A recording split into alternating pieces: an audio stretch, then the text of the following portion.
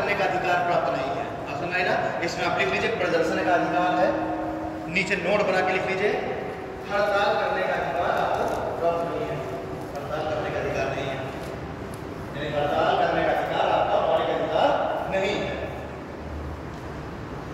मतलब आप ये कह सकते हैं, लोगों से अपील कर सकते हैं कि कल भारत बंद होगा, लेकिन जबरदस्ती या 4 लठायत पहुंच के किसी की दुकान नहीं बंद करा देंगे कि दुकान बंद करो, आज भारत बंद, दुकान बंद करो। वो क्या है, वो हड़ताल है। उसमें जो है व्यक्ति विशेष को अधिकार प्राप्त है कि वो आपके साथ है, आपको समर्थन कर रहा है कि नहीं, ठीक है ना। तो प्रदर्शन क्या हो गया कि आप जुलूस निकाल दिए कि कल भारत बंद होगा, कल भारत बंद होगा, ठीक है, कोई दिक्कत नहीं है। लेकिन प्रदर्शन करने से पहले भी आपको राज्य आपके ऊपर रिस्ट्रिक्शन लगा सकता है। अगर आप प्रदर्शन करने वाले हैं तो पहले आपको डीएम से परमिशन लेनी पड़ेगी, एसपी से परमिशन लेनी पड़ेगी, उसके बाद आप प्रदर्शन करेंगे। पता चला कि प्रदर्शन करने लगा है ना, कायदे में जाएगी पुलिस, ठीक है। तो प्रदर्शन आप कर सकते हैं, लेकिन राज्य के द्वारा लगाए गए रीजनेबल रिस्ट्रिक्शन के आधार पे या फिर जो एग्जीक्यूटिव है, जो अधिकारी है, उनकी परमिशन लेकर के, ठीक है। इसमें हड़ताल का अधिकार शामिल नहीं है, ठीक है। अंतिम में आपका आ जा रहा है चुप रहने का अधिकार, 7वां है इसके अंतर्गत, वहां के व्यक्ति के अंतर्गत चुप रहने का भी अधिकार है। आप अगर वहां के ऑब्जेक्ट का मतलब है कि मैं बोलूंगा, ठीक है, चुप रहने का वाक मींस बोलना, ऑब्जेक्ट मींस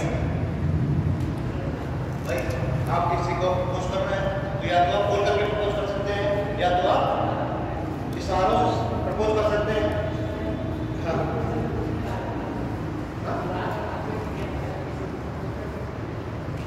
देखिए एक बात सुनिए, आर्टिकल 15 क्लॉज 5 के अंतर्गत, 4 के अंतर्गत महिलाओं को कुछ विशेष अधिकार प्राप्त है कि अगर आप महिला को कुछ बोल देते हैं, अभद्र भाषा का प्रयोग करके बोल देते हैं, या फिर आप 10 सेकंड से ज्यादा घूर देते हैं, 10 सेकंड से ज्यादा अगर आप घूर देते हैं, तो कहाँ उसको अधिकार प्राप्त है कि वो जिले के किसी भी पुलिस थाने में, जिले के, ये नहीं कि आपका यहाँ आपने केस किया तो जाकर के यहाँ बागुला चौराहा चौकी में जाके कंप्लेंट करेगी, वो यहाँ से आराम से निकल देगी, जाके इलाहाबाद में आपकी कंप्लेंट कर देगी, ठीक है ना। इसको राइट टू जीरो बोलते हैं, ठीक। इसमें क्या है कि महिला केवल आपने 10 सेकंड घूर दिया तो वो जो है क्या करेगी, वो जाकर इलाहाबाद में कंप्लेंट कर देगी, पुलिस यहाँ से आपको उठा लेगी। पहली बार आपने घूरा तो 3 साल की सजा, अब दूसरी बार आपने घूरा तो 5 साल की सजा। अब आप डिसाइड कर लो कि आप प्रपोज कर रहे हो कि नहीं कर रहे हो। हाँ, तो आप व्यक्त करिए, वो आपकी स्वतंत्रता है, पर आपकी स्वतंत्रता वहीं पे खत्म हो जाती है जहां पे सामने वाले की स्वतंत्रता प्रारंभ होती है। आपने प्रपोज कर दिया, आपकी स्वतंत्रता है, अब उसने जाके आपकी FIR कर दिया, उसकी स्वतंत्रता है। अच्छा, महिलाओं को एक अधिकार और प्राप्त है कि रात्रि में उनको गिरफ्तार नहीं किया जा सकता, मतलब सूर्यास्त का नियम है ये कि 10 बजे से लेकर सुबह 6 बजे तक महिलाओं को गिरफ्तार नहीं किया जा सकता, ठीक है। कुछ इसी तरह महिलाओं के लिए स्पेसिफिक जो अधिकार है, स्पेशल प्रोविजन महिलाओं और बच्चों के लिए आर्टिकल 15 क्लॉज 3 और 4 में बताया गया ना।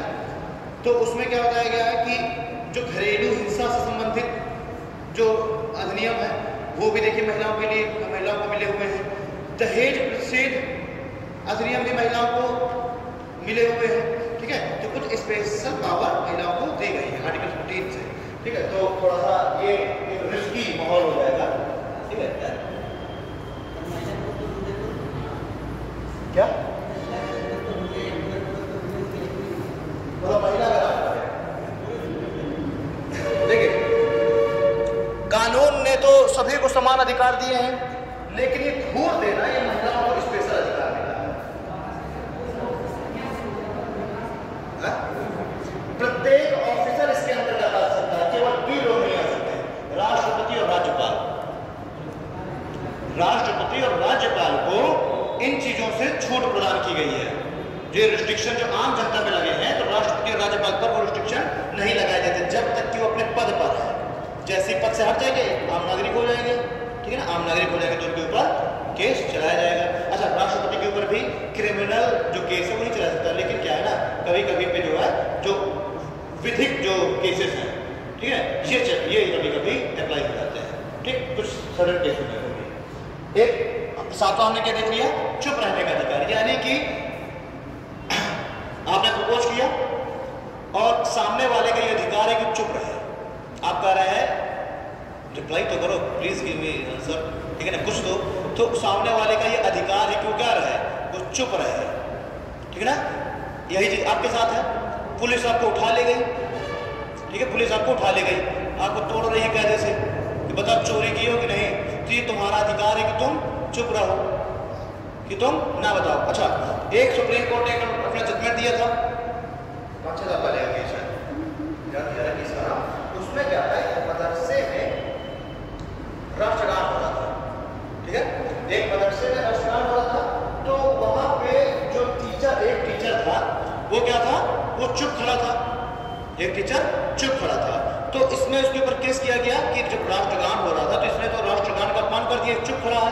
तो उस केस में सुप्रीम कोर्ट ने जजमेंट दिया था कि चुप रहने का जो अधिकार है हमारा मौलिक अधिकार, राष्ट्रगान हो रहा है वो खड़ा है, ठीक है ना, वो राष्ट्रगान पर खड़ा है, वो उसका मौलिक कर्तव्य है कि वो राष्ट्रगान गा रहा है कि नहीं गा रहा है, ठीक है ना, लेकिन ये उसका मौलिक अधिकार है कि वो चुप रहे। आप बताइए कि मौलिक अधिकार ज्यादा ऊपर है कि मौलिक कर्तव्य ज्यादा ऊपर है?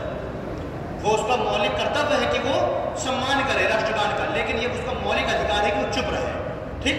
यही केस अभी कुछ समय पहले हमने देखा था कि सिनेमा हॉलों में, मल्टीप्लेक्स में राष्ट्रगान होता था, मूवी स्टार्ट होने से पहले राष्ट्रगान होता था ना। अब इस समय तो मैंने 1.5 साल से नहीं जाने का मुझे सौभाग्य प्राप्त हुआ, तो पता नहीं कि अभी बंद हो गया कि चल रहा है, ठीक है। तो उसमें क्या होता था, शुरुआत में राष्ट्रगान होता था, वहां पे भी ऐसी किसी एक बार लड़ाई झगड़ा हो गया, सब खड़े हो गए और 2-3 मुस्लिम लड़के थे तो खड़े नहीं हुए, तो लोगों ने उठा के, तो भाई जब राष्ट्रगान चलता है तो देश प्रेम की भावना बहुत उत्तेजित हो चुकी होती है? तो लोगों ने कहा कि कहीं नहीं खड़े हो रहे, उन्होंने कहा कि हमारा मौलिक अधिकार है, ठीक है, उन्होंने कहा मौलिक अधिकार है, तो उन्होंने उठा के पीट दिया, कायदे से पीट दिया, केस हो गया। जब केस हो गया तो आखिरकार उन लड़कों के पक्ष में ही डिसीजन दिया गया। खैर कोर्ट ने यह भी कहा कि आपका ये मौलिक कर्तव्य है कि आपको खड़े होना चाहिए था, आपको राष्ट्रगान गाना चाहिए था, पर आपके मौलिक अधिकार को भी कोई नहीं छीन सकता कि आप चुप रहें, ठीक। तो ये कुछ केस है जो हमें चुप रहने का अधिकार, हम जिससे देख रहे हैं कि हमें चुप रहने का अधिकार प्राप्त है, ठीक है ना। ये आपका हो गया वाक्य एवं अव्यक्त सुनता, वाक्य एवं अव्यक्त सुनता के अंतर्गत है सारे के सारे। दूसरा हम देखेंगे 19 क्लॉज 1 सब क्लॉज बी, इसमें क्या है, सभा एवं सम्मेलन का अधिकार, असेंबल होने का अधिकार, ठीक है। आपको अधिकार है कि आप लोग एक जगह खड़े होकर के, एकत्रित होकर के और सभाएं कर सकते हैं, सम्मेलन कर सकते हैं, अपने एक दूसरे की बातें रख सकते हैं, ठीक है ना, ठीक। जालिया वाला बाग हुआ था उस समय, तो हमारा आईपीसी तो थी, ठीक है, लेकिन हमारा कॉन्स्टिट्यूशन नहीं था, हमारा कॉन्स्टिट्यूशन था नहीं, वहां पे क्या सभा सम्मेलन हो रहा था, परंतु क्या हो गया, जनरल डायर ने कहता है गोली चला दी। यानी अगर आज का मुद्दा ये होगा तो क्या ऐसा हो सकता था क्या? नहीं, क्योंकि सम्मेलन का अधिकार हमारा मौलिक अधिकार है। इसमें भी कुछ पॉइंट्स हैं, कुछ रीजनेबल रिस्ट्रिक्शन है। राज्य उन्हीं 6 आधारों के मैंने बताया, उन आधारों पर रिस्ट्रिक्शन लगा सकती है। साथ में राज्य कह सकती है कि ये जो सभा और सम्मेलन हो रहा है वो बिना किसी अस्त्र शस्त्र के होना चाहिए, ठीक है, यानी कि शांतिपूर्ण सम्मेलन। हमारे सारे सम्मेलन हो रहा है, हुड़दंग हो रही है, वहाँ झगड़ा हो रहा है, बिल्कुल उठापटक हो रही है, कह रहे हैं पुलिस कौन है, तुमने कहा कि आप क्या अधिकार है हमारे देश में पढ़ने का, हम तो यहाँ पर सम्मेलन कर रहे हैं, तो फिर पुलिस क्या करेगी, सबको उठा के पहले तो ले जाएगी और फिर उसके बाद आपको दिखाएगी देखो क्या लिखा है, सम्मेलन करने का अधिकार है 19 क्लॉज 1 सब क्लॉज बी के अंतर्गत, लेकिन शांतिपूर्ण सम्मेलन करने का अधिकार है, ठीक है ना। सम्मेलन करो, पर जहाँ आपने अशांति फैलाई तो वहाँ पे फिर हम आएंगे, ठीक है। तो इसमें रिस्ट्रिक्शन क्या है, शांतिपूर्ण सम्मेलन करने का अधिकार और बिना अस्त्र शस्त्र के सम्मेलन करने का अधिकार, ठीक। चलिए ये आपका हो गया 19 क्लॉज 1 सब क्लॉज बी के अंतर्गत। अच्छा, क्या जुलूस निकालना, जो हम जुलूस निकालते हैं, क्या जुलूस निकालना भी आपका अधिकार है?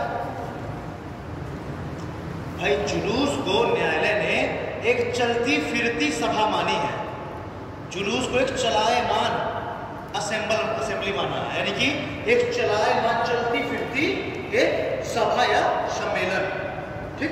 तो जुलूस क्या है, जुलूस भी आपका मौलिक अधिकार है।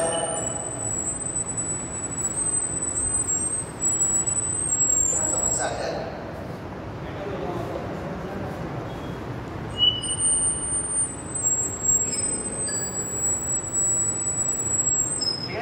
सभा या सम्मेलन का अधिकार, इसी के अंतर्गत आपको जुलूस निकालने का भी अधिकार प्राप्त है। पर जुलूस निकालने के लिए आपको क्या करना पड़ेगा, आपको अनुमति लेनी पड़ेगी, ठीक है ना।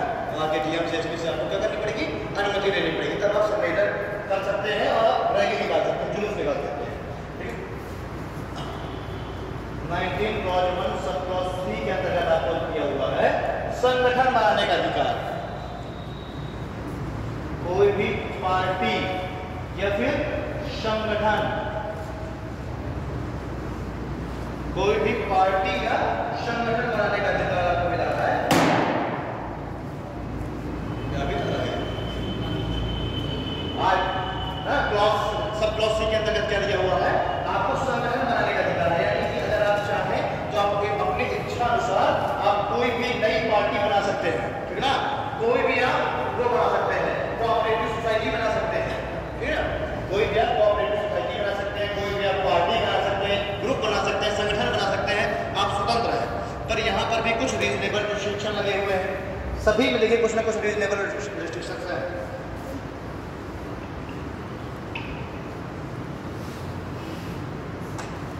यहाँ पे क्या रिस्ट्रिक्शन लगा हुआ है कि आप फोर्सफुली ना तो किसी को अपनी पार्टी में शामिल कर सकते हैं। आपने एक पार्टी बना ली, बसपा मायावती ने अगले दिन जो है कट्टा लगा दिया तुम्हारी कि मेरी पार्टी में शामिल हो, ऐसा नहीं, हमें नहीं शामिल होना। वरना तो मायावती के जाके कट्टा लगा दोगे कि मुझे अपनी पार्टी में शामिल करो, तो दोनों को अधिकार प्राप्त है, ठीक है। संस्थाओं को भी अधिकार प्राप्त है और व्यक्ति विशेष को भी अधिकार प्राप्त है। कौन सा अधिकार, कि अपने इच्छानुसार संगठन बनाना और उस संगठन में न तो जबरदस्ती किसी को शामिल करना और ना ही किसी संगठन को यह अधिकार प्राप्त है कि वो जबरदस्ती आपको शामिल करे। क्या आरएसएस जबरदस्ती आपको शामिल कराती है क्या, कि नहीं शामिल हो? आपकी ये क्या है, आपकी ये व्यक्तिगत स्वतंत्रता है कि आप आरएसएस में शामिल हो रहे हैं कि नहीं शामिल हो रहे हैं। आरएसएस तो नहीं आपसे कहती है। आरएसएस क्या है, कोई पार्टी है क्या? नहीं, वो क्या है, संगठन है, ठीक है ना। और ऐच्छिक रूप से लोग उसमें शामिल हो रहे हैं, ठीक। पार्टी या संगठन बनाने की जरूरत। अच्छा, अब इसमें जो आर्टिकल 33 है, आर्टिकल 33, क्या ये आर्टिकल 33 इस article 19 clause 1 sub clause C का उल्लंघन करता है क्या?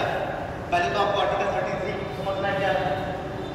आर्टिकल 33 में है कि सेना, खुफिया एजेंसियां, ठीक है ना, ये कुछ ऐसे हैं, कुछ ऐसे कार्यालय हैं कि जिनका मतलब कार्य बहुत जरूरी है कि वो क्या कर सकते हैं, काम ही अपना रोक सकते हैं। कुछ ऐसे कार्यालय, इनको जो है अलाइन होने का अधिकार नहीं, संगठन बनाने का अधिकार नहीं है। भाई सेना के अगर जवान अपना एक संगठन बना लेंगे तो क्या है, वो तो अपना बिल्कुल अलग चलेंगे सबसे। उन्होंने 400-600 लोगों ने अपना संगठन बना लिया सेना के जवानों ने, तो क्या हो जाएगा, समस्या खड़ी हो जाएगी, ठीक है। तो सेना के जवान, खुफिया एजेंसियां, कुछ कार्यालय, पूछा या ये क्या है, ये कुछ संगठन क्या है, ये जो है मतलब ये कुछ ऐसे हैं विभाग जो संगठन नहीं बना सकते। तो ये जो आर्टिकल 33 है, ये किसी भी हालत में article 19 clause 1 sub clause C का उल्लंघन नहीं है। पता चले सेना के जवान पहुंच जाए न्यायालय में कि हमारे मौलिक अधिकार का हनन है, हम भी वही संगठन बनाएंगे अपना, तो न्यायालय क्या कहेगा कि नहीं, आपको ये अधिकार प्राप्त नहीं है, ठीक है। उसके बाद संसद भी कुछ नियम बना सकती है। संसद ने भाई कुछ अमेंडमेंट करके कुछ नियम बना देगी, कह देगी कि जैसे रेलवे वालों से बड़ा परेशान हो जाएगी संसद, तो कह देगी कि रेलवे के कर्मचारी अपना संगठन नहीं बना सकते। मान के चलिए अगर उसने कानून बना दिया तो क्या रेलवे के कर्मचारी अपना संगठन बना पाएंगे क्या? अध्यापक अपना संगठन बना लेते हैं और निकल जाते हैं, उसमें बंद कर देते हैं, स्कूल कॉलेज वालों नहीं जा रहा है। इस केस में सबसे आगे तो एडवोकेट्स हैं, हफ्ते में 2 दिन उनकी हड़तालें रहती है, ठीक है ना। हफ्ते में 2 दिन। अभी एक नया लड़का था, दोस्त ही हमारा, लकी नाम है, नया वकील है अभी, ठीक है। तो एक दिन हो गया, जाके कोतवाल से पड़ गया, कोतवाल ने उसको उठा के पटक के पीट दिया। और वो तो अपने उसमें था कि मैं आई कार्ड डाल बार एसोसिएशन का, मैं क्या अधिवक्ता हूँ, ठीक है। तो अच्छा, अधिवक्ता और पुलिस वालों का एक तो चोरी दमन का साथ भी है, और उसके बाद सांप से सुंदर के जैसे झगड़ा भी उनका होता है। दोनों का एक दूसरे के बिना चलता भी नहीं है, और दोनों मतलब टॉम एंड जेरी हैं, एक दूसरे के साथ भी नहीं रह सकते और एक दूसरे के से दूर भी नहीं रह सकते। तो अब पुलिस और कोतवाल ने उठा के उसको पटक दिया। अब वो नया लगा रहे मैं हड़ताल करवा दूंगा भैया। उसके चक्कर में, चूंकि वो बार एसोसिएशन का एक मेंबर है, अब बार एसोसिएशन में ये आपस में है कि भाई अगर किसी के अब किसी भी अधिवक्ता के खिलाफ कोई गलत कार्य हो रहा है तो हमें सबको उसका साथ देना है, तो हड़ताल करा रहा है कम से कम 3-4 महीने। क्यों कि कोतवाल को सस्पेंड किया जाए, कोतवाल सस्पेंडेड ना हुआ, 3-4 महीने हड़ताल चलती रही, बाद में फिर उसको सलाह मशवरा करा, मतलब सुलह उलह करा के अब हड़ताल बंद कराई गई। ठीक है, तो अब मान के चले कि संसद ने ऐसे कोई बिल पेश कर दिया, ये वकील जो है बहुत हड़ताल करते हैं कि हड़ताल बंद करो, अधिकार खत्म करो, हड़ताल अधिकार खत्म, स्ट्राइक कर, ठीक है, या अपना वो एक ग्रुप बनाने का अधिकार। बार एसोसिएशन क्या है? बार एसोसिएशन एक ग्रुप ही तो है, बार एसोसिएशन क्या है? एक ग्रुप ही तो है। ठीक है, चलिए आर्टिकल 33 क्या है? इसका उल्लंघन नहीं माना जाएगा, उल्लंघन नहीं माना जाएगा। कुछ ऐसे पूछेगा आपसे, आर्टिकल 33 क्या 19 क्लॉज 1 सब क्लॉज सी का उल्लंघन माना जाएगा क्या? तो आप कहेंगे नो।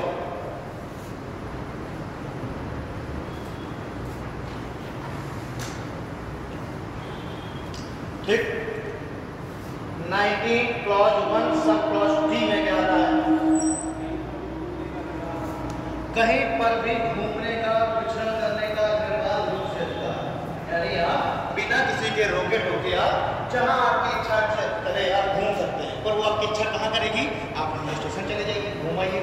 अब आपकी इच्छा करेगा कि मैं तो RBI में जाऊंगा जहां नोटें छपती है, वहां घूम के आऊंगा, तो क्या ये आपका अधिकार प्राप्त है क्या? इसमें भी राज्य आपको रिस्ट्रिक्शन लगाएगी।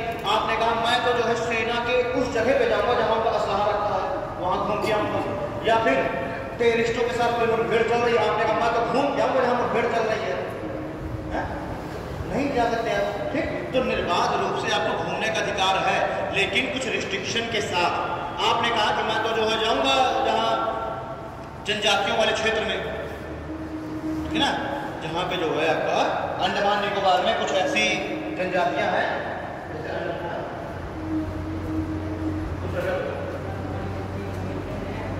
हाँ अभी नहीं गया था, बहुत पहले, ठीक है, तो एक अमेरिका जैसे ही है घूमने जनजातीय क्षेत्रों में, भारत में आया था और उसको ट्राइबल्स ने उसको, ठीक, तो जैसे कि कुछ जनजातियां हैं उनको, जनजातियों को क्या किया गया, जहां जनजातियों क्षेत्रों को रिस्ट्रिक्टेड कर दिया जाता है। ठीक, तो अब हमने कह दिया कि हम तो जाएंगे भाई उन्हीं जनजातियों के क्षेत्र में जाएंगे, तो उसमें क्या है, आपके वो जो प्राण एवं दैहिक स्वतंत्रता का जो अधिकार है ना, वो दैहिक स्वतंत्रता छोड़ो, जो आपके प्राण का जो अधिकार है, जीवन का अधिकार है, वो आपके उसका उल्लंघन कर रहे हो आप खुद, ठीक है ना। तो इस संदर्भ में ये नहीं कि भाई हमारी जान है, हम जाएंगे, हमें मार के खा जाए, कोई दिक्कत नहीं है, पर वहाँ पे क्या है, वहाँ पे सरकार आपकी सुरक्षा के लिए बैठी है, आपसे कहेगी नहीं, आपकी प्राण को बचाना हमारी जिम्मेदारी है, ठीक है, तो इसलिए आप जनजातीय क्षेत्रों में नहीं जा सकते। अब हेलमेट लगाना, बहुत से लोग सोचते होंगे जब पुलिस वाले पकड़ लेते हैं, हेलमेट हम लगाएं चाहे ना लगाएं हमारी मर्जी है, मरेंगे तो हम ना, सामने वाला क्या जा रहा है, तो नहीं, आप अगर आप गिर जाओगे, सर फट जाएगा, तो क्या है, वो सरकार की जिम्मेदारी है कि आपको सर को बचाना फटने से, ठीक है ना। तो उसमें क्या है, वो आपके वहाँ पे मौलिक अधिकार का उल्लंघन हो रहा है। आप मेरे बहुत सोच सकते हो, मैं पहले तो लगा रहा हेलमेट है, हम नहीं लगा रहे, हमारी मर्जी है, हमारी स्वतंत्रता है, फिर बहुत अच्छा हमने सुन रखा था, मौलिक अधिकारों को पढ़ा नहीं था उस हिसाब से, बहुत पहले की बात है, जब ग्रेजुएट वगैरह नहीं हुए थे, तो सुन तो रखे थे कि कुछ स्वतंत्रताएं हैं, ऐसी कुछ चीज़ें, तो हमने कहा हमारी स्वतंत्रता का अधिकार है, तो अब समझ में आया कि नहीं, आपकी स्वतंत्रता वहाँ से खत्म हो जा रही, जहाँ से आपकी प्राण, अभी जैसे आत्महत्या की भी मैं बात करूँगा ना आगे, तो आत्महत्या का भी आपको अधिकार नहीं है, क्योंकि वो भी आपकी प्राण की जो स्वतंत्रता है उसको हनन कर रहा है, ठीक है। तो आत्महत्या भी एक पनिशेबल ऑफेंस है, अगर आप मान लीजिए से आप कूद गए और अगर मर गए तो ठीक है, अब ऊपर जाके थोड़ा केस चला जाएगा, पर अगर आपका पैर टूट गया तो फिर IPC सेक्शन 309 के अंतर्गत क्या किया जाएगा, पनिशेबल ऑफेंस है, ठीक। पहले तो आपको अस्पताल में भर्ती किया जाएगा, क्योंकि अभी 2017 का एक जजमेंट आया था, उसमें कहा गया था कि जो व्यक्ति आत्महत्या का प्रयास करता है वो मानसिक रूप से बीमारी से ग्रस्त है, जजमेंट ये आया था। तो पहले तो आपका वो मानसिक रूप से इलाज करवाया जाएगा, ग्वालियर ले जाया जाएगा, आगरा आपका मानसिक आपका इलाज कराया जाएगा, और मानसिक जब आपका इलाज हो जाएगा तो फिर आपको क्या किया जाएगा, आपके ऊपर ट्रायल किया जाएगा, आपको जेल में बंद करा जाएगा। जनरली केस में नहीं होता, लड़के टाइप के लिए लड़की कूद गई, ऐसा केस जनरली ये सब नहीं होता, पुलिस वाले आएंगे, वो अस्पताल में वो किया, डांट डपट के छोड़ दिया जाता है, ठीक है ना, एक FIR फाइल नहीं होती है जनरली केसेस में। बहुत देखते हैं हम, तो डेली आत्महत्या केस आते रहते हैं, पर सबको थोड़ा जेल हो जाती है, ठीक है। आर्टिकल 90 है, आवाज विचरण का नहीं दिख रहा, ऊपर नहीं।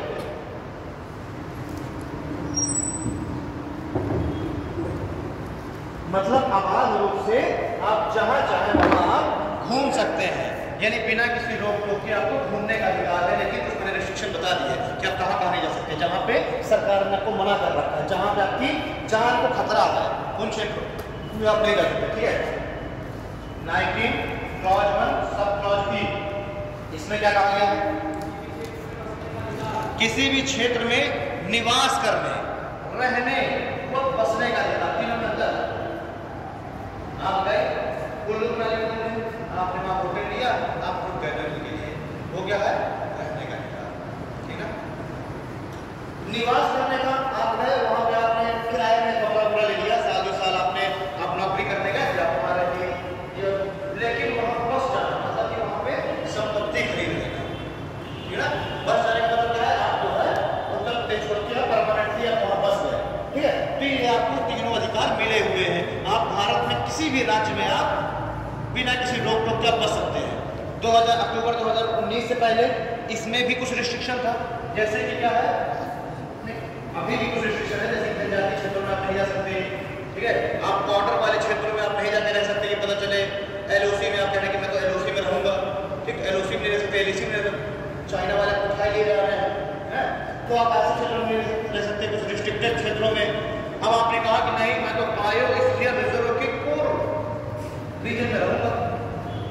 बायोस्फीयर रिजर्व या नेशनल पार्क में 3 रीजन होते हैं ना, कोर होता है, बफर होता है, ट्रांजिशन जोन होता है, तो सबसे अंदर वाला कोर होता है, जहां पर किसी को भी जाने का अधिकार नहीं है। ठीक है, वहां पर सिर्फ कैमरे जाके लगाए जा सकते हैं, बस बाकी कोई भी मूवमेंट नहीं की जा सकती। केवल ना वहां पे घूमा जा सकता, ना वहां पे कोई अन्य कार्य किया जा सकता, टूरिज्म वगैरह कुछ नहीं, ना निवास किया जा सकता, मात्र सर्विलांस के लिए कैमरे लगाए जा सकते हैं।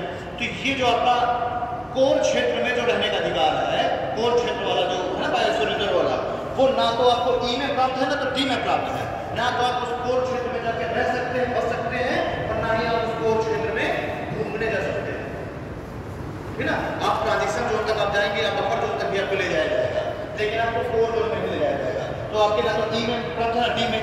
इसमें जो है अभी 2019 से पहले, अक्टूबर से पहले एक रिस्ट्रिक्शन और कि आर्टिकल 35 के अंतर्गत राष्ट्रपति ने आपको यह अधिकार नहीं दिया हुआ था। क्या कहा था कि जम्मू कश्मीर में केवल वही व्यक्ति निवास करेगा, परमानेंटली घूमने जा सकते हो, पर परमानेंटली वहां वही व्यक्ति निवास करेगा, बसेगा जो वहां का नागरिक है। अभी ये अधिकार संपत्ति का खत्म हो गया। ठीक है, तो आपको निवास करने और बसने का अधिकार आपको अभी 2019 से पहले जम्मू कश्मीर में प्राप्त नहीं था। केवल जम्मू कश्मीर का ही नागरिक वहां पे निवास कर सकता था, बस सकता था। अब आर्टिकल 35 क्लॉज खत्म हो गया, तो अब क्या है, आप जम्मू कश्मीर में भी बढ़िया प्लॉट ले सकते हैं, श्रीनगर में। ठीक है ना, जल झील के बगल में बढ़िया प्रॉपर्टी मस्त खरीद सकते हैं, कोई समस्या नहीं है। तो इसमें क्या है, आबाद रूप से निवास करने बसने का अधिकार। ठीक है, अब हम देखेंगे 19 क्लॉज 1 सब क्लॉज एफ। ये आपसे इस तरह के क्वेश्चन कैसे पूछेगा, यूपीएससी को तो जानते हैं कि कभी एक ऑप्शन नहीं देता, वो देगा पहला दूसरा सही है, दूसरा तीसरा सही है, तीसरा चौथा सही है, कि पहला दूसरा तीसरा सही है, ऐसे देगा। तो अब उसमें क्या है, आपका एक ऑप्शन ऐसा रख देगा कि क्या बायोस्फीयर रिजर्व में आपको कोर क्षेत्र में न जाने देना आपकी स्वतंत्रता का हनन है, आपकी स्वतंत्रता का हनन है, या फिर ऐसे लिख देगा आर्टिकल 19 क्लॉज ई का हनन है, कोर क्षेत्र में न जाने देना या बॉर्डर क्षेत्रों में न रहना। तो उस संदर्भ में आप देखेंगे कि भाई कौन कौन सा पॉइंट उसमें गलत है। ठीक है ना, तो इसमें हमको हमेशा ध्यान देना, मोस्टली 80% क्वेश्चन वही निकल पाते हैं जो आपको 1 2 3 4 सारे के सारे ऑप्शन आपको क्लियर है। कुछ में ऐसा हो जाता है कि भाई पहला तो हमें पक्का पता है कि पहला गलत है, और पहला 2 3 4 तीनों में है पहला, तो सीधे हम लोग एलिमिनेट कर देंगे पहला सही। कुछ ऐसे तो लग जाते हैं, बट 80% केसेस में चारों ऑप्शन आपको पता होना चाहिए। ठीक है, इसमें क्या है, संपत्ति खरीदने व बेचने का अधिकार। संपत्ति खरीदने व बेचने का अधिकार हुआ करता था, है ना। Article 19 clause 1 sub clause F के अंतर्गत। लेकिन 44वें संविधान संशोधन अधिनियम, है ना, अमेंडमेंट 1978 के द्वारा इसको क्या कर दिया गया, इसको निरसित कर दिया गया, इसको समाप्त कर दिया गया। उसी समय आर्टिकल 31 भी खत्म किया गया था, ये भी खत्म किया गया था।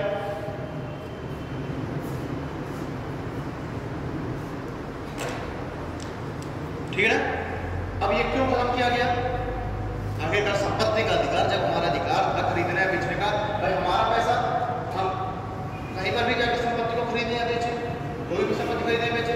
अब आपकी बहुत तीव्र इच्छा जागृत हो गई, मुकेश अंबानी की, आपकी तो अभी अवकाश से बाहर है, इच्छा जागृत हो गई कि मुझे तो पार्लियामेंट खरीदना है, उसकी जो बिल्डिंग है, या मुझे ताजमहल खरीदना है, तो क्या आपको अधिकार प्राप्त है क्या खरीद सकते हैं? नहीं।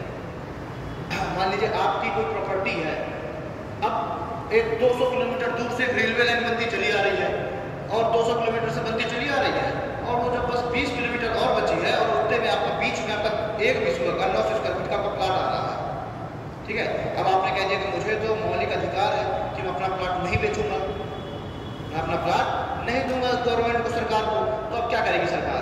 ऐसे रेलवे ट्रैक पर से घुमाएगी, अब घुमा के ले जाएगी? नहीं। तो ये सारी समस्याएं आ रही थी। सुप्रीम कोर्ट ने कहा कि जहां पर देश की, ये क्या है, मतलब देश का विकास हो रहा है, देश के अगर विकास में, ठीक है ना, भाई विकास देश का क्या होगा? जब हमारा क्या होगा, इंफ्रास्ट्रक्चर मजबूत होगा। और ये क्या है, लोगों की जो संपत्ति का अधिकार है, ये हमारा जो इंफ्रास्ट्रक्चर जो मजबूत हो रहा है उसमें रिस्ट्रिक्शन लगा रहा है। तो सुप्रीम कोर्ट ने कहा कि संपत्ति को खरीदने और बेचने के अधिकार को समाप्त किया जाएगा। अब लोगों को सिर्फ इतना अधिकार है कि लोग क्या करेंगे, मुआवजे की मांग करेंगे, ठीक है ना। आपका वो प्लाट है 10 लाख का, सरकार ने आपको मुआवजा दिया 5 लाख, आप कोर्ट में जा सकते हैं, कोर्ट उसमें स्टे लगा सकती है, सरकार से कह सकती है कि भाई मुआवजा बढ़ाइए, पर आप ये नहीं कह सकते कि मैं अपना प्लाट नहीं बेचूंगा, सरकार को नहीं दूंगा, ठीक है ना। सरकार क्या करेगी, सर्किल रेट के हिसाब से आपको होता ही है। अब यहाँ पे ट्रांसपोर्ट नगर बन रहा है, अब वहाँ पे जो है लोगों ने अभी प्लाट खरीदे थे 25-25 लाख 30-30 लाख का, और वहाँ का सर्किल रेट है 8 लाख 9 लाख। और क्या है भाई, डिमांड एंड सप्लाई का कॉन्सेप्ट है, लोगों के पास पैसा है, डिमांड ज़्यादा सप्लाई कम है, तो 8 लाख वाला प्लाट हो गया 25 लाख का। लोगों ने क्या किया, रजिस्ट्री में दिखाया 8 लाख और सामने वाले को दिया कितना, 25 लाख, खरीद लिया। अब जो है वो जब प्लाट का अधिग्रहण हो जाएगा उस जमीन का, तो क्या सरकार को 25 लाख देगी क्या? नहीं। एक तो वैसे भी जो 8 लाख लिखा है वो भी सर्किल रेट से बढ़ के लिखा हुआ है, तो अब सरकार क्या सर्किल रेट लगाएगी? सर्किल रेट 2011 या 12 के हिसाब से लगाया जाना है, उस समय वहाँ कीमत थी 1 लाख का विश्वा, तो अब तुम खरीद के बैठो 25 लाख का विश्वा, अब हम मिलना तो 1 लाख का विश्वा क्या करोगे? सुप्रीम कोर्ट में जाओगे, सुप्रीम कोर्ट स्टे लगा देगा कुछ दिन के लिए, कहेगा कि भाई कुछ मुआवजा बढ़ा दीजिए, मुआवजा आपको बढ़ा देगी सरकार, लेकिन आपको देना तो पड़ेगा। अब ये थोड़ा कहते नहीं मैंने 25 लाख खरीदा, मुझे 25 लाख चाहिए, नहीं, उसमें आपके ऊपर और जान बैठ जाएगी। ये बताओ 25 लाख कहाँ से लेके आए, पहले उसका ब्यौरा दो कि तुम्हें प्लाट 25 लाख खरीदो कहाँ से लेके आए, वो आपका अलग समस्या हो जाएगी। एनसीआर में आपने हमेशा सुना होगा कि किसान जो है धरने में बैठे रहते हैं, वहाँ किसानों का ये है जमीनें लगी और 2 बीघे 3 बीघे का काश्तकार वहाँ ऑडिशन होता है। लोग एनसीआर में देखते थे कि हमारे बगल में एक रहते थे, नई इनोवा लेके आए और अगले दिन उस इनोवा में भैंस का चारा भर के लेके आ रहे हैं, नई इनोवा में उसकी सीटें फोल्ड करके, 3-4 दिन बाद हद और भी कंधे भर के लिए जा रहे हैं। हमने कहा यार हद है, 2-3 बीघे जमीन है, उसमें से 1 बीघा चली गई, मुआवजा मिल गया, मुआवजा कितना मिला 2 करोड़। अब बुद्धि तो है नहीं, वहाँ थोड़ा सा एजुकेशन का विकास कम है, जाट बुद्धि फेमस ही है। अब वो क्या करेंगे, 2 करोड़ मिला, वो 2 करोड़ में क्या करेंगे, पहले तो 3 तल्ले का मकान तैयार करेंगे, उसके बाद फिर ऑडी लाएंगे, ठीक ना, 70-80 लाख के लिए। भाई उनको इतना तो विचार, भाई अगर आपको अचानक से पैसा दे दिया जाए तो आप नहीं खर्च कर पाओगे, आप फजूल खर्च कर दोगे, ठीक है। तो वहाँ क्या है, और जब उनका पैसा खत्म हो गया, जब हमारे कॉलेज के सामने अंसर वालों की प्रॉपर्टी बन रही थी, बहुत बड़ी प्रॉपर्टी थी, पूरी रेडी हो गई, वो सिर्फ 20% उसका काम बचा, किसानों को जो पैसा मिला था 3 साल पहले सब खत्म हो गया। अब उन्होंने क्या किया, उन्होंने जो फिर धरने में बैठ गए, खूब हो हल्ला किया, खूब जगह वहाँ कर्फ्यू लग गया, सब हो गया।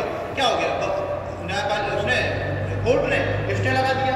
अब वो भाई अब उनका 80% काम तैयार हो गया, रेडी हो गया है, तो वो क्या करेंगे, अब वो तो है नहीं कि अपनी प्रॉपर्टी को छोड़ देंगे, वो अब बोले कि अब क्या होगा,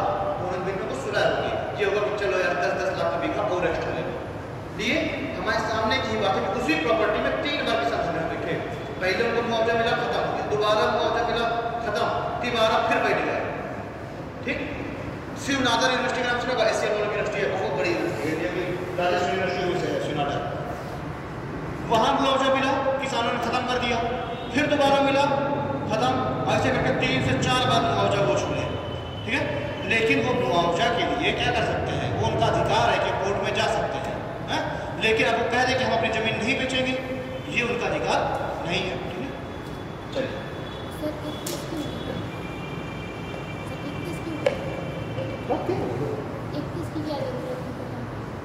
वो भी तो संपत्ति का अधिकार है, वो भी संपत्ति का अधिकार है। ये तो खरीदने बेचने का अधिकार है।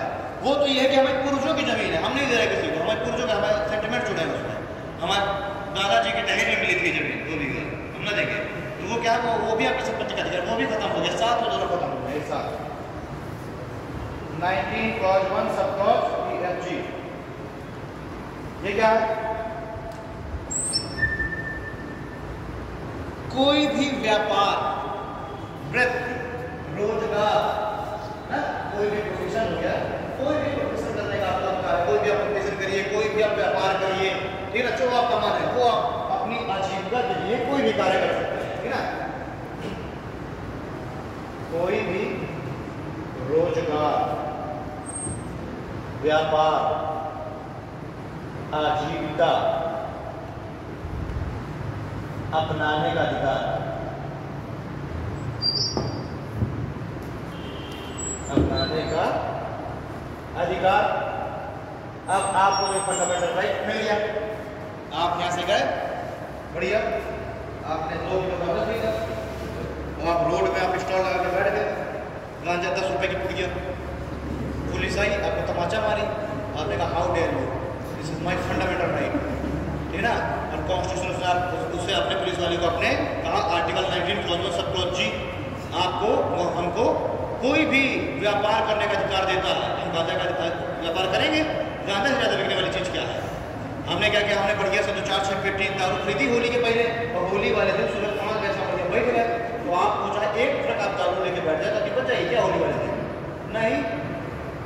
दारू की खासियत है कि 2 पैक आपके अंदर जाएंगे, 2 पैक अंदर गए तो बंदा नवाब बन जाता है, जो अभी तक कॉन्ट्रीब्यूशन कर रहा था कि बस 100 में ऐसे मिला के हम लोग RS का आप लेके आते हैं, तो जब अंदर जाती है तो भी क्या हो जाएगा, फिर और भाई रात में पिलाऊंगा, RS का पैरा आएगा लेकर और भी हो जाता है, ये होता है जनरली, ठीक है ना।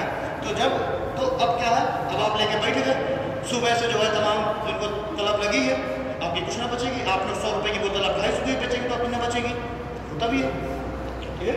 तो अब कोई भी रोजगार व्यापार अपनाने का अधिकार है, लेकिन ये जो रोजगार और व्यापार है ये भी कानून सम्मत होने चाहिए, यानी ऐसा ही व्यापार और रोजगार आप कर सकते हैं जिसको आपको कानून आपको जिसकी इजाजत दे। वो नहीं बताना आपको सुल्तान मिर्जा कि मैं वो काम नहीं करता जिसकी इजाजत कानून दे, मैं वो काम कर क्या है यार ऐसे कुछ ना, पर मैं वो काम नहीं करता जिसकी इजाजत मेरा जमीर नहीं देता, है ना। तो आपका जमीर जो है ठीक है, लेकिन आपको जमीर से पहले आपको याद रखना है कि जो इजाजत आपको कानून ना दे वो तो कतई नहीं करना, ठीक है। सुल्तान मिर्जा थे, कानून इजाजत नहीं दे रहा तब भी वो स्मगलिंग करेंगे, ठीक ना, लेकिन वो नकली दारू नहीं बनाएंगे क्योंकि उनकी इजाजत उनका जमीर नहीं दे रहा। तो आपको दोनों काम नहीं करना, जमीर वाला तो फिर भी आप एक बार कर सकते हो, जमीर सबका एक अलग अलग होता है, ठीक है ना, एक अलग अलग कंडीशन के आधार पर होता है। आज आपका जमीर कुछ और कह रहा है, कल आपका जमीर कुछ और कहने लगेगा, ठीक है। तो लेकिन कानून का नहीं बदलता है, ठीक है। तो आपको ध्यान देनी दोनों चीजें, ऐसा नहीं कि आप स्मगलिंग करने लगो, आप ह्यूमन ट्रैफिकिंग करने लगो, आपने पकड़ा 2-4 लोगों को, उनका जो है निकाला किडनी उडनी आपने बेच दिया, ये तो व्यापार है, ठीक है। तो आप नहीं कर सकते, ठीक है। ये सारे आवाज व्यापार वगैरह सब चीजें, ह्यूमन ट्रैफिकिंग हो गया, तस्करी हो गया, ठीक है, सब चीजें पुलिस वालों को ना जाना वही बनेगा, पुलिस वाले होते हैं अलग। ये हो गया इसमें 19 खत्म, ठीक।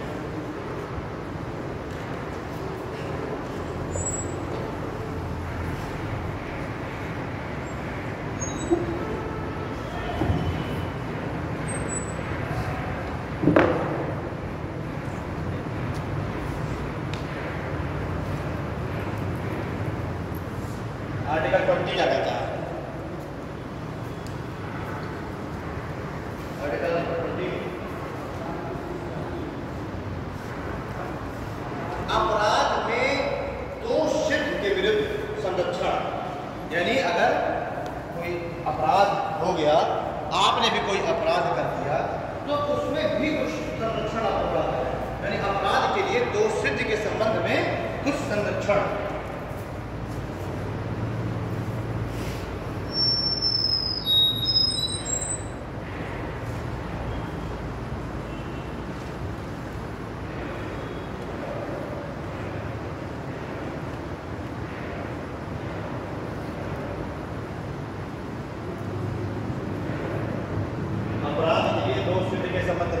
संरक्षण।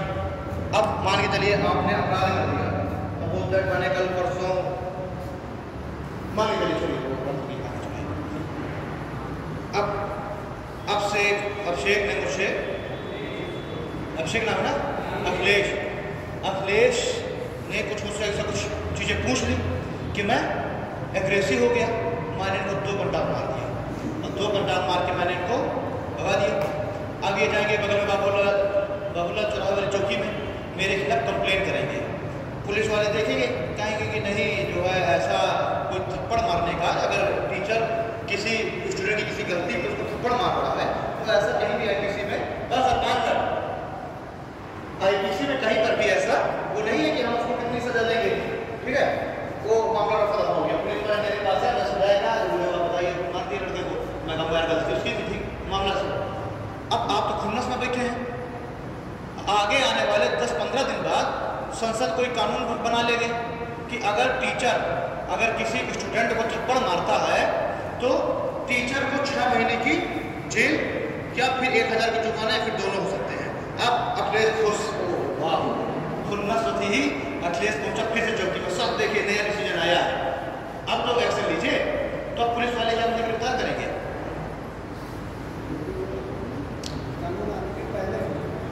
इसमें जो पहला पॉइंट ये कहता है भूतलक्षी कानून लागू नहीं होंगे। भूतलक्षी कानून क्या है? लागू नहीं होंगे मतलब कि जिस समय कोई क्राइम हो रहा है, उस समय जो सजा वर्णित है हमारे आईपीसी में जिस समय कोई सजा हो रही है उस समय अगर जो वर्णित है जो भी सजा का प्रावधान, केवल मुझको वही मिल सकती है। मानिए जाइए पुलिस वाले ने कहा कि भाई देखो हमारी आईपीसी 1860 में है, उसमें तो थप्पड़ मारने का कोई ऐसा कोई ये नहीं नियम, तो फिर अखिलेश का जाएगा। लेकिन सर मुगल काल में अगर कोई थप्पड़ मार देता था उसका हाथ कटवा दिया जाता था। ठीक, अभी तो कानून नहीं है, लेकिन वो पुराना मुगल काल में कानून था कि हाथ कटवा लिया जाता था। तो क्या मेरा हाथ कटवा लिया जाएगा? नहीं, क्योंकि वो क्या है, जिस समय मैं कार्य कर रहा हूँ, कोई क्राइम कर रहा हूँ, उस समय आईपीसी में जो सजा का वर्णन है, हम तो आईपीसी के हिसाब से चलेंगे ना, आईपीसी के हिसाब से चलेंगे। कुछ हिंदू एक्ट अलग है, मुस्लिम एक्ट अलग है, वो अलग चर्चाएं हैं। उसी में जो है समान सुविधा लाने की बात की जा रही है। ठीक है ना, यूनिफॉर्म सिविल कोड की जो बात की जा रही है कि सभी के लिए एक ही कानून है। ऐसा नहीं कि मुसलमान 4 शादी कर सकते हैं और हिंदू 1 शादी कर सकता है, अगर दूसरी करना तो पहले तलाक लेना जरूरी है। ठीक है, ऐसा नहीं, मुस्लिम 4 शादी करने का है, तो ये कहा जा रहा है सबके लिए समान कानून। तो अब क्या है, ना तो मुझे पुराने कानून के हिसाब से सजा दी जा सकती है और ना ही नए बने हुए किसी कानून के हिसाब से, समझे ना। यानी कि जिस समय मैं कोई एक्ट कर रहा हूँ, केवल उसी समय जो दंड का प्रावधान है केवल वही मुझे दिया जा सकता है, मेरा ये अधिकार है। लेकिन ठीक है ना, यानी कि ना तो पुराने और ना ही नए कानून के आधार पर सजा दी जा सकती है। केवल जिस समय एक्ट हो रहा है, जुर्म हो रहा है, उस समय जो भी सजा का प्रावधान है आईपीसी के अंतर्गत, सीआरपीसी के अंतर्गत जो प्रोसीजर का प्रावधान है, उसके अकॉर्डिंग मेरे ऊपर ट्राई किया जा सकता है। ठीक है,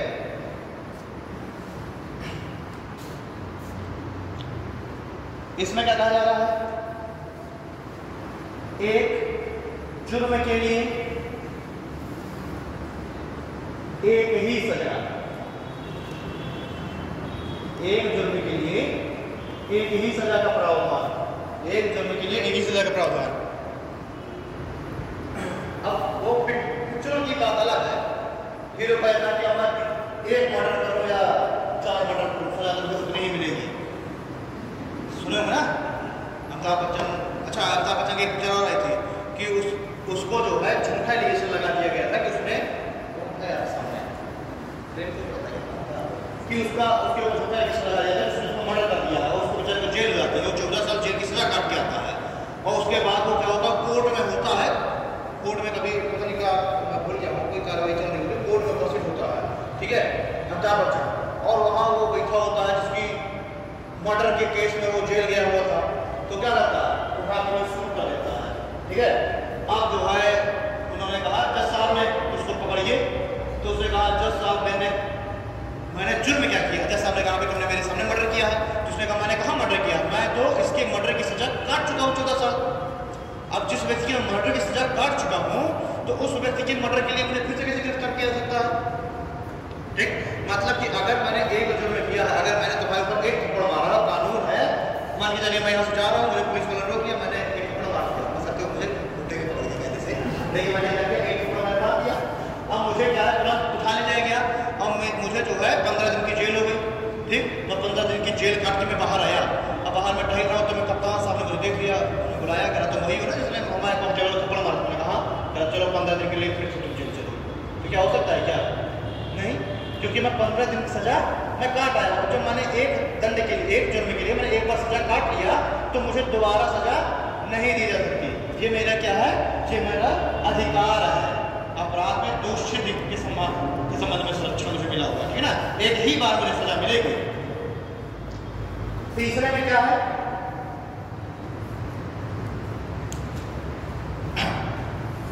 मुझे उठा लेगी पुलिस, ठीक है। अब मुझे जो बढ़िया बस मैंने डाल टूटे पड़ी है, बताओ तुम्ही ने चोरी की है,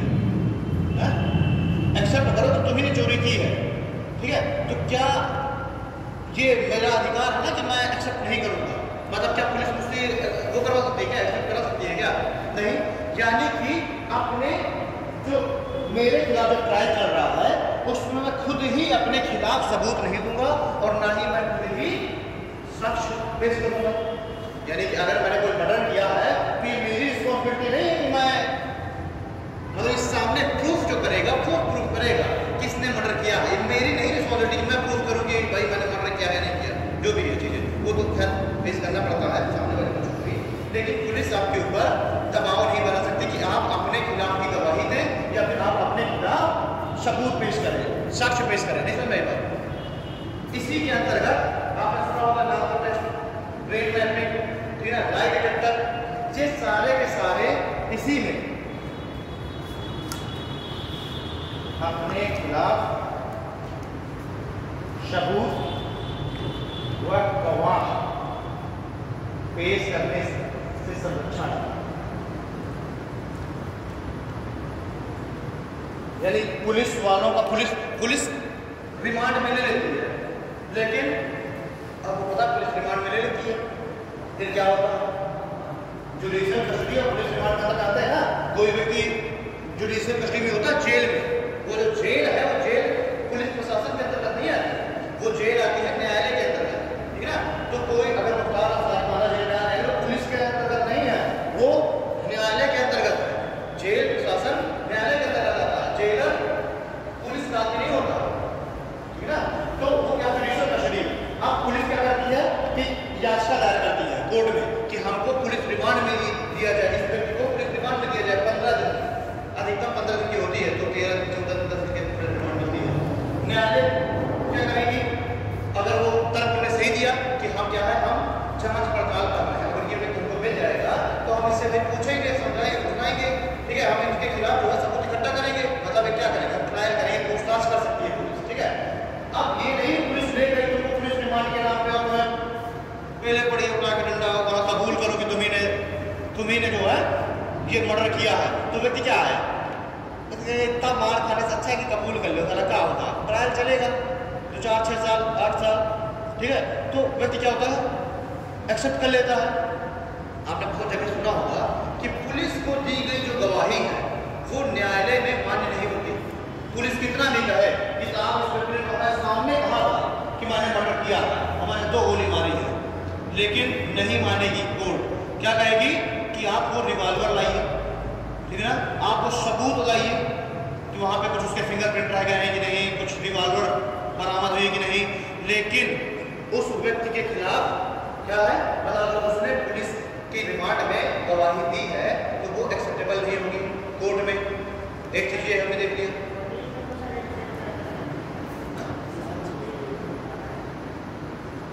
ठीक है, होता एक और बताओ, वकील कैसे एक्सेप्ट किया जा सकता है? भाई वकील तो अपने जो अपना जो वो है क्या कहते हैं क्लाइंट, उसी का पक्ष लेगा ना। वो कहेगा कि नहीं जज साहब इसमें तो मर्डर किया ही नहीं है, तो भैया वो तो न्यूट्रल आदमी है ना वकील। वकील क्या है, न्यूट्रल है। वो कहेगा, वो दलीलें पेश करेगा, सबूत गवाह पेश करेगा, लेकिन ये नहीं कि भाई वो वकील पहुंच गए आ गए मर गए हैं राम जेठमलानी मान लो आ गए, अब राम जेठमलानी ने कहा नहीं सर इस व्यक्ति ने मर्डर नहीं किया, मैंने देखा अपनी आंखों से, तो उसको एज अ गवाह उसकी बातें सुनी जाएंगी, लेकिन उसकी बात के आधार पर डिसीजन नहीं दिया जाएगा। फिर ये अलग ट्रायल होगी ना कि उसने देखा है कि नहीं देखा राम जेठमलानी ने, बात सुनना ही नहीं आई। ठीक है, और देखिए राम जेठमलानी कोई अदर वकील है और जो केस लड़ रहा है कोई अदर वकील है, तब उसकी गवाही एक्सेप्ट कर ली गई है। अगर वही केस लड़ेगा तब सेम वकील की गवाही को सुन लिया जाएगा, उसकी बातें सुनी जाएगी, तो गवाही को एक्सेप्ट नहीं किया जाएगा। अगर मैं तुम्हारा केस लड़ रहा हूँ मेरी गवाही को एक्सेप्ट नहीं किया जाएगा, उसको सुना जाएगा, विश्लेषण होगा। ठीक है, इसी में